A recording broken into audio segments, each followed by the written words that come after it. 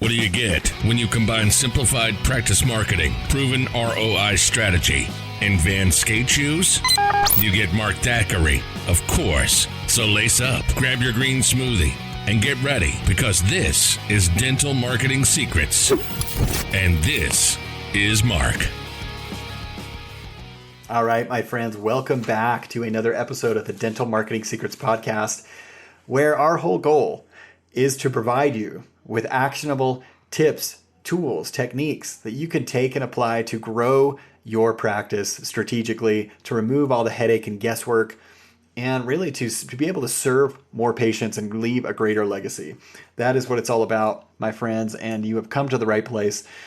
Today, we are continuing our conversation with Andrea Kartch. We talk about marketing campaigns. That's the overall, or the overarching concept is taking a marketing campaign and implementing that as a team, enrolling your whole team so that you're all rowing in the same direction. It's not just a, flash in the pan, so to speak, campaign where where it goes, you push it for a couple of weeks and then it dies, and your team's left wondering, oh, another one of these things that doesn't stick. But it really lasts and becomes an integral part of your practice or your culture. And so in this particular section of the interview, we dive into emotional intelligence and then how to gauge your progress as a leader. Are you really leading, and how to measure that progress? So powerful. There's so many takeaways. I'm excited to jump into it. So without further ado, here's Andrea Kartch. Yeah, and it carries over, like we mentioned before, but it's so overwhelmingly present to me right now that all this carries over to every aspect of your life. Going back to the family or friends or anything, and it's really everything that we've discussed so far is building up towards what we're going to talk about next, which is emotional intelligence. And as leaders, especially, in order to get the most out of whomever that you're in charge of, whoever you have stewardship for, it's important to recognize where they are and honor who they are naturally, and speak to them on their terms. And I just can't get, it's so cool. It's amazing to me how applicable this is. It always is. And the reason I have a big smile on my face right now, when I first got to Arizona in the very early 2000s, I went up to Phoenix for a conference, and I met a woman who is an expert in emotional intelligence, and she led one of the breakout sessions. I was so astounded by her and her skill sets. Long story short, I met her again last year at a different conference up in Phoenix, and I approached her and let her know how years ago she affected me enough to want to go and become certified in this. Yeah. Brought her to tears, brought me to tears. It was absolutely wonderful. Fast forward, I'm interviewing, and the leader that I had, who you're aware of, is sitting in that interview 7 years ago. And what does Andrea decide to do a presentation on? I was not certified at the time, emotional intelligence. She's sitting there with the certification in emotional intelligence. And I thought, oh, dear Lord, this goes nothing.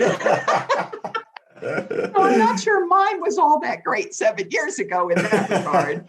But, at the end of the day, I love this topic because emotional intelligence is social intelligence, social maturity. Couple of eye-opening facts. Did you know that 90% of top performers have high EQ? 90%. 90%. That's crazy. Emotional intelligence is responsible for 58% of job performance. Wow. More important than intellect and technical skills. Wow. And from a monetary perspective, people with higher IQ make an average of $29,000 more annually than their lower emotional intelligent counterparts. So that's why you decided to go get certified. Amen, buddy. Amen. Well, you know what? We have to have an understanding of ourself. Mm-hmm. And to me, that's what it really represents. By definition, emotional intelligence is our ability to recognize and understand emotions in ourself and in others. But here's the key. and our ability to use this awareness to manage our behavior and relationships, not somebody else's. And that comes directly from the book by Doctors Bradbury and Greaves. And that's because we can't manage other people in that sense. Is that what you mean? Exactly. A very key point to make as we think about emotional intelligence: we manage situations, we lead people. Yes. Do not manage someone. It's insulting, it's demeaning, and I'm sure many of us have said at some point in time, do I have to micromanage you? And the answer is no. You can manage the situation, but don't attack me. I need to be developed. And if I'm not able to be developed, then you may put me in another role or let me go, but don't micromanage. Yeah. You know, a couple of things about EI that really pertain. The emotional and social skills affect how well we perceive and express ourselves. So that's everything that we've been talking about. It also affects how we develop and maintain our social relationships. So we're talking about emotional intelligence through your marketing campaigns, right? Right. You're really, through the data that you use and the testing that you use, Mark, I would imagine that you're looking at trends and data that will allow you to get into the minds and the hearts of the patients. Exactly. You know, it's understanding things from their point of view, what their hesitations are, what their, perception. We talked about that before. But all that helps you provide the context, like you mentioned earlier, so that it makes more sense for them. You know, I mean, Yeah. that's really, you're just trying to communicate on the same page. It's really all what we're trying to do is just make sure that we're both understanding one another. Exactly. And that's another benefit of emotional intelligence. It helps us cope with challenges. Mm. And as long as we use the information in an effective and meaningful way, it really makes a difference. The other thing I love about the tool that I am certified in and I use exclusively, it's the MHS tool, is that they also include a predictor of success in life and work, and that is linked to happiness. And we're going to talk about that in just a few minutes, but emotional intelligence and people's happiness and well-being are intrinsically linked together. And if people have not heard of Sean Achor, Achor, check him out. He's on YouTube and TED Talks. He does a 14-minute YouTube about happiness, and it starts with his sister was the unicorn. Yeah. That's all I'm going to say. So great. Great talking about happiness. So awesome. The other thing is, just like we talked about people's strengths, Mark, what makes emotional intelligence really cool as well, it measures the interaction between a person and his or her environment. So as the environment changes, people with a higher or a well-balanced emotional intelligence assessment score are going to be able to flex and accommodate more easily, right? And your EI will also change, and it becomes fluid based on your own individual development.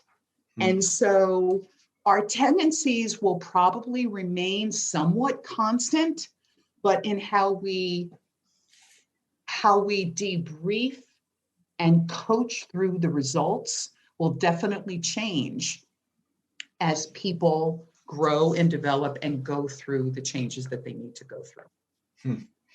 I love that. Yeah.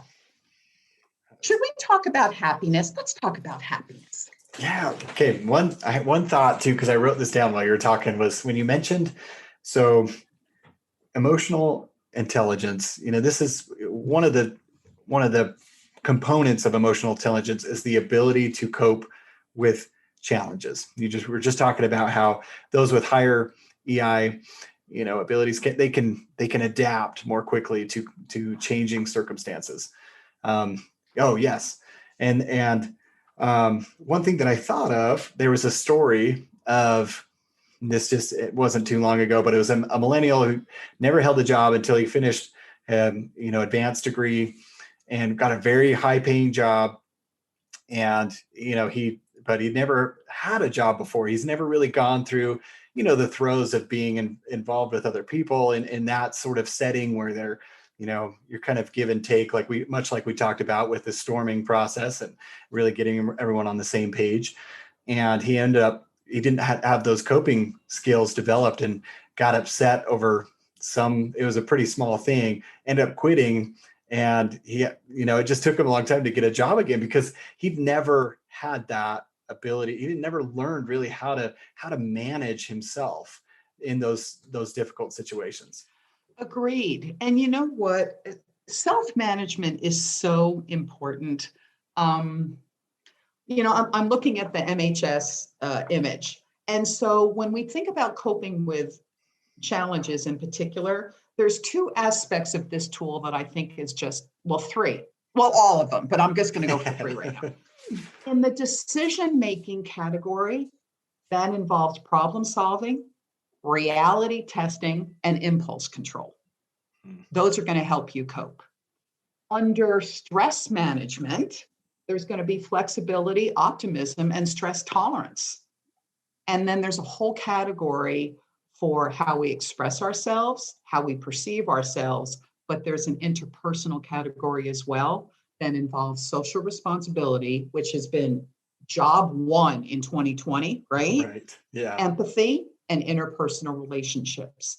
That's why emotional intelligence helps us cope with challenges when we understand how we have scored and what the gaps and balances are between all of the elements, all 15 plus, including the happiness. Right. Then you really start to understand. Think of it as a 16-cylinder Rolls-Royce engine. Yes. All right. Okay. Now we're talking. And every piston is just firing the way that it's supposed to. That to me is the beauty of emotional intelligence. Love it, love it, love it. Yeah. And that gentleman that you mentioned, there's 4 things I would want him to look at when it comes to his well-being: his own self-regard, interpersonal relationships, optimism, and what we call self-actualization. We all need to look at self-regard as what's our confidence levels? Do we trust ourselves? What's our level of self-esteem? A lot of people say fake it till you make it. And even really successful people always kind of look over their shoulder looking for that dark cloud coming up behind them, right? Oh, yeah. And then when it comes to interpersonal relationships, how do we develop and maintain good relationships? Do we have good and healthy relationships? If we are off-putting to other people constantly and consistently over time, it's truly an opportunity from an EI perspective to make some course corrections around that.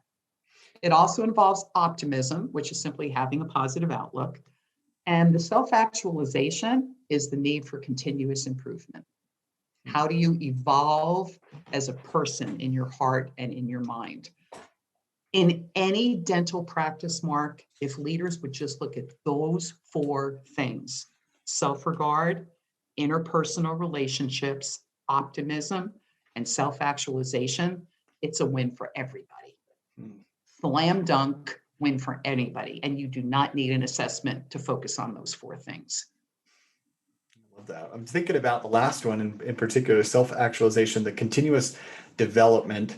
Is this why a lot of people that, they are successful, they retire, and then they just get bored after, a week, sometimes even a day? They just, I can't take it anymore. I got to go do something. Is it because that there's so much there in terms of a continual, improvement and progress?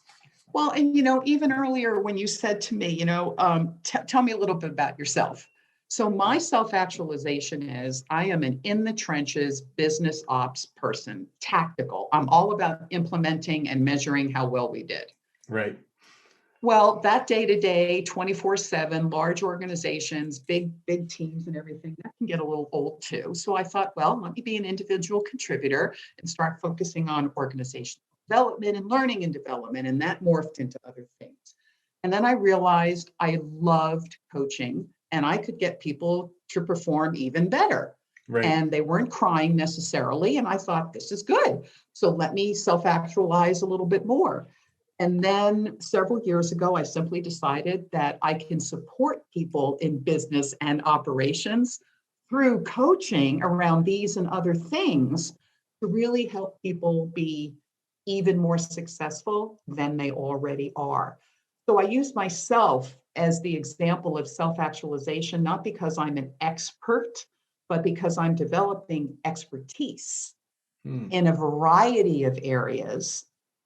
And I'm actually living the life that I've always wanted to live, doing the work that I'm doing now. Well, and it's neat too, because you used those other components to really realize the self-actualization process, and you needed to have confidence in your abilities to be comfortable trying going into a different, kind of modifying, shifting gears a little bit. You had to have a positive outlook that it would work out in your favor, so it's neat how they feed on each other. They absolutely do. And I just want to give one other example when it comes to self-regard, because I said that it's really about confidence and self-esteem and self-trust. I want to make just a quick note about people that are introverted. People that are introverted are not necessarily shy. And we need to make that distinction. When we have a dental team or any other listener who has someone who's a little more quiet, that doesn't mean they're not confident. It means they're quiet. And so we judge quiet in our society very differently. Oh, there must be a problem if someone's quiet. Right. And we seem to be giving folks a pat on the back because they have the loudest voice or the more consistent voice or Yes. the pain in the you-know-what voice. And we seem to give a lot of credit to that. And so when you think of self-confidence, it's not what the leader of the practice believes that person is experiencing. You have to ask that person and find out what they are confident about, because the lens that we're going to be looking through, Mark, is our own lens. And we have a tendency to look and to judge and to critique other people in these areas of happiness and well-being. They could be 100% happy. Yeah. And we could be the ones having a problem, which makes us conflicted, which takes the whole concept of EI, again, to a whole different level in life. Right? There you go. Wow. That's awesome. I love that. That was awesome. Okay. So yeah, so we've gone through and we've talked about really what emotional intelligence is. And you've shared, well, quite a few things. We talked about, I love the eye openers that you shared, just how it's the top performers out there have a high emotional IQ. And then they have, it reflects in their pay, how well they're paid and compensated. But I just love, we went through the coping with challenges. That one keeps sticking out to me, but just how we perceive our own selves, which feeds into, the well-being and the happiness, our self-regard, our confidence, optimism, self-actualization. What I guess what I'm trying to say is there a place that a lot of people get hung up on when it comes to emotional intelligence? Is there something that people tend to gloss over or not look closely at enough? It actually, for me and my experience, Mark, it has literally been client by client. Yeah. And that to me is really the beauty of it. What people think is important with emotional intelligence, and I'll just give you just a little insight to how we as certified coaches look at it. Yeah. People think the bigger and higher the score, the better. And that is actually not true. What we look at as coaches are the variances between certain categories and subcategories and how they play off of one another. For instance, if someone had very high stress tolerance, which is under the stress management, but they had very low impulse control in decision making, what that basically means is you're fine, you're going to blow up. Yeah. So, because people have this persona, this poker face that they want to put on as they're managing stress many times. Mm-hmm. And then the impulsivity kicks in and just whacks it to the ground. Yeah. Sometimes, for instance, people can have a lot of emotional self-awareness under the self-perception category, score very high on emotional self-awareness. I've had this, but their emotional expression is very, very low. So you can have all this thing in your head, but if you aren't comfortable articulating then that's going to be an issue for you. So I have not seen trends in that regard. It really is truly unique and special for every person who assesses with me anyway. Yeah. Oh, I appreciate the feedback. Okay. So now let's get into, one of the big topics really, which is, okay, how, as a leader of a practice, how do you know if I'm doing it right? How do I know that I'm on the right track? And what are some ways that I can gauge my leadership efforts? I want to just provide your audience with a series of questions that I'm going to ask them. All right. So for all of you out there listening, get ready to write a few things down. And I'm sure Mark will provide this in some way. I don't know, actually. Yeah. All right. So first of all, how do we know we're doing it right? Let's think about, again, are we keeping our people? Are they coming into work on time? Let's just look at the real basics. How you doing with the office gossip, et cetera, et cetera, et cetera. The other way that you know you're doing well is that your patients are happy and that they are returning and that they are paying their bills. That to me is like 50,000 foot level, right? Yeah. Okay, couple of questions. What do your referrals and your hygiene schedules look like? Referrals from other patients and hygiene scheduling is the primary foundational element of a successful practice. You know you're doing it right if you can actually consider the 4 stages of team formation. What characteristics are your people showing you? Mm-hmm. And how are you responding? If they are forming, they're dependent on you. If they're storming, you have to manage resistance. If they are norming, you have to lead with interdependence. And if they are performing, you have to lead by leaving them alone, but guiding them and remaining well aware. Do you let your practice manager, team leader, handle situations instead of you, the dentist, or other provider? What communication processes have you implemented and attended, and what's your approach? Are you hands-on or hands-off? Yeah. Yes. Right? Mm-hmm. Do you trust your team? And how do you show them? And then my next flip question is, do they trust you? Well, right? That's such a big one. I just, I think about when I was growing up. It's funny. All my examples are personal, so you guys are going to know a lot more about me after this conversation. But no, I just love that when I wanted to go do something, and my mom wasn't quite sure, whatever the case may be, and she'd always come back and say, "Well, it's your decision, and I trust you'll make the best decision." And that always just loomed so large over my head that no matter what I had intended to do, I always thought twice about, is this the right decision? But it was, and I've seen that play out in different ways in my life too. And I've had clients in, I don't know if I've told you this yet before, Andrea, but I used to be a photographer for years and years, right out of college. And I did a lot of different events and would fly across the country and shoot different events. And I remember, having those 2 types of clients, one that was very heavy-handed and micromanaged every last picture that they wanted. They've come to me with 6 pages printed out of all these different pictures that they want. And versus the other client who would come to me and say, Mark, I trust you. You do whatever you think looks good. We love what you do. That's why we picked you. And how empowering that was to me. I was much more eager to do everything that I could to please the latter client as opposed to the former, just because they placed their trust in me.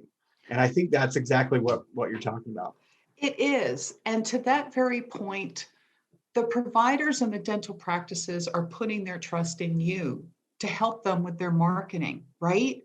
That they know that you are unique because you do testing and you have data and analytics. It's not just pie in the sky and let's go make it happen. Right. If it's not supported by the data, you're not going to do it. You're going to come up with something else for them. they've already learned to trust you.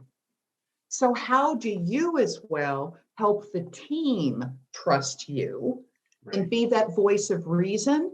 And that's another part of leadership. You have to bring in partners.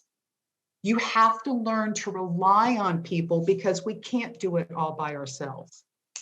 Sometimes it's nice to be an island, and just get the heck away. Right. But sometimes it's really important to have partnership. And to exactly what you're talking about as well, what's your communication style and preference? Do you want to nitpick and micromanage and be in someone's business all the time? Or do you want to coach them, develop them, give them the guidance, and then let them go and do their thing a little bit and make sure that you're always there to support? Those are absolutely key when it comes to leadership. Another thing is, how do you approach, to your very point, how do you approach decision-making, prioritization, problem solving? What criteria do you use? Do people know it? Or is your practice one of those practices where it's based on favoritism or not knowing, and then as soon as you do something, the people are wrong? Do you provide balanced feedback? Do you connect with your team regularly? How do you coach? The guidelines of a practice reflect its culture. And so when you work with practices, Mark, about culture shifts and marketing, what's really important is that the policies and the procedures and the rollout plays to the culture that you're trying to create, not the compliance issues like we talked about. When you're actually norming and performing, it's about commitment, not compliance. Right. And so how do you allow your people to become involved in a healthy and good way, allowing them to make a few non-critical errors, and everything is still okay because we have to strive for excellence, not perfection. I realize that dentistry in many ways has to be perfection according to the patient, but there's a lot of things that I believe could have more bandwidth when it comes to team dynamics and things like that. I think that these questions, when people listen to our podcast, I hope that they're able to see themselves in some of these situations and simply be honest with themselves in how they're doing or not, because I believe that will be what your clients need in order to truly be successful in the marketing campaigns that they're going to be conducting with you. And that leadership is going to affect whether you are successful, let alone the patients and the teams. Right. Right. And I think that's a big key, is just be honest with where you're at. If you don't have a process, if you are not even aware of leadership skills and any of the stuff that we talked about, emotional intelligence and things like that, then that's okay. It's not a bad thing. It's just recognizing where you are currently sitting. And then obviously we put this together because we know there's a lot of value behind this. And so if you can even just take a small fraction of what we've talked about, it's going to help you tremendously, whether that's just building the right culture. And I love what you just said, Andrea. Guidelines reflect culture, and you're really trying to attract the dynamic team that that you think that you should have, and your patients want you to have. And that is possible. That is absolutely possible, but it comes with being intentional about the culture that you're creating and looking at your guidelines and why you have those guidelines in place, and thinking and asking yourself those honest, candid questions of, is this serving the culture that I'm trying to create? Exactly. And, you can back that into how you do the selection process, how you interview. I mean, there's so many, you can tell the businesswoman in me is now totally coming through. All of these things are dependent upon one another, and in some way they each represent a contingency. So, if you have excellent conflict management skills, then I would want to take a look at your EI and make sure that there's nothing that could trip you up. Something when it comes to strengths and just understanding people's styles. There's so many assessments out there. There's Strengths Finders, DISC, MBTI. There's many, many, many, many more, right? But at the end of the day, I really hope that people can take some of the things that we've talked about and some of the lists that we've created and simply know that just having that information alone is really enough to really get started. Yes. You know, a lot of coaches and consultants will assess the daylights out of people. I don't necessarily believe in doing that. I believe in interviewing and finding out what's going on and discussing things and proposing some ideas, figuring out what sticks or what doesn't. But at the end of the day, many of my questions have to do with what's your culture? How did you arrive here? What are your pain points? What's working? Right. And a lot of people, surprisingly, do not have answers to a lot of the things that I personally consider fundamental, which is one of the reasons why I do this work, is to help guide people through the conversations to get where they wanted to be. And all of a sudden, it's like, oh, Andrea, now I get it. It's like, perfect. You don't need me anymore, which is exactly the goal. You want to do your work, make sure it's repeatable, and let people fly free, knowing you're always there to catch them or to be a support system to them. But I think in a lot of ways, just us covering today how to enroll your team, how to imagine and create what you want to have, aligning the culture to the changes, honoring people. I sure hope that there will be a benefit for your listening audience. And I don't know how you get feedback, but boy, wouldn't that be wonderful to know if there were any success stories coming out of this. Absolutely. Absolutely. And I just so appreciate you taking the time with me, Andrea, and all the preparation that goes into this. This was chock full of so much great information that I've taken, you can see my notes, but I've got pages of notes and handwritten scribbles that hopefully I can decipher later on. But it's just because, and I've said this several times throughout this interview, is just that it's so applicable. And that's what I love about it. It gets me so excited to apply it to my family life and to social settings and things like that. And it's just, I love it. So I really appreciate you taking the time to come on the show today and for sharing your expertise and obvious passion for what you do. So if people are interested in learning more about Reigns of Change, what you do, Andrea, what's the best way for them to get in touch with you? Absolutely. Thank you for asking. I have two different Reigns websites. One of them is Reigns of Change, and that is spelled REIGNS, Reigns of Change, LLC. And the other one is Andrea Kartch, AndreaKartch.com. And each of those websites will have phone numbers and email addresses and contact forms for people to fill out. Awesome. Well, I'll make sure to post those up in the show notes so that everyone can just click on it, make it easy for everyone to find more information about what you do and how you can help them if they are interested. But this has been tremendous. I'm so excited to share this and excited to have you back in the future if you will accept my offer. Carte blanche. It has been so good to talk with you. I miss it. It's like all of these changes this past year. It has been so fun to just look at you and talk with you again like we used to. And just, I know. The Mark Andrea think tank. I don't know what to say. That's so true. So true. Oh, well, I just sure appreciate you. And I think the world of you. So thank you for coming on. And we'll have you back soon. Wonderful. Thank you so much, Mark. Did you enjoy this episode of the Dental Marketing Secrets Podcast? Head on over to iTunes to subscribe, rate, and leave a review. And for more proven marketing strategies to grow your practice, visit practicerocket.net.